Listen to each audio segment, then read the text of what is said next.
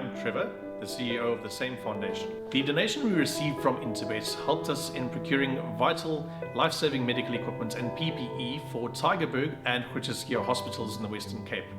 This was while the Western Cape was the epicenter of the pandemic. If you would like to get in touch or assist us in these projects, you can get hold of us on our website, which is www.samefoundation.org.za, Facebook and Instagram or LinkedIn.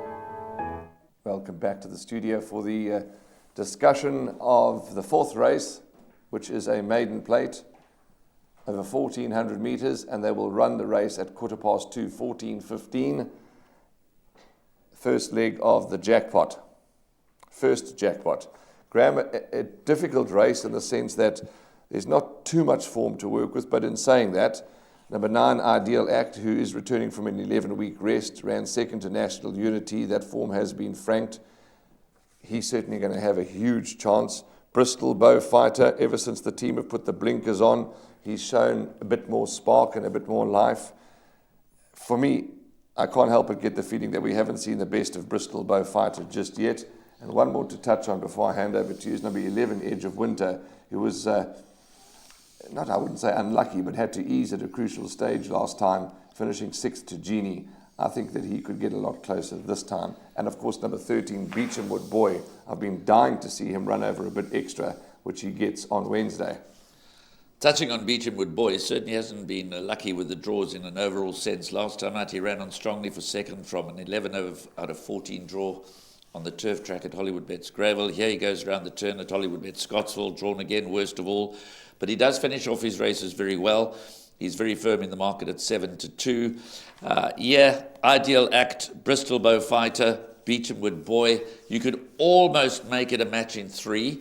I hadn't considered number 11, Edge of Winter, but certainly must have a chance. And then, of course, the filly Temple Hoff, number 12, is improving steadily. Takes on the boys here, also has a wide draw to contend with, but she could be good enough to be competitive. I make Ideal Act the one to beat. I think they've been specifically waiting to come back to Hollywood Bets Scottsville. Good third behind Hasta Manana. He's won a feature race and another race since. And as you say, a good run behind National Unity, and that form line has been franked. So I do make number 9, Ideal Act, the one to beat, but healthy respect for number 10, Bristol Bow Fighter, and number 13, Beechamwood Boy. With a bit of luck in running, Beechamwood Boy could run them all out of it in the closing stages. 11 and 12 need to be considered, but that's where it ends, I think. Yeah, you could be 100% correct there. I don't think you need much more than that. Ideal Act, yes, that Hasta Manana form, as you say, has been sparked up beautifully. So the advice that we're going to give the punters and the viewers is, as you say, although you don't need more than the horses that we've touched on, but try and include as many as you can. Yeah, I think it's not a race in which you'd like to bank. Obviously, I think Ideal Act. If you're tight on budget and you want to narrow down the perm, you might get away with that, but he's not without competition.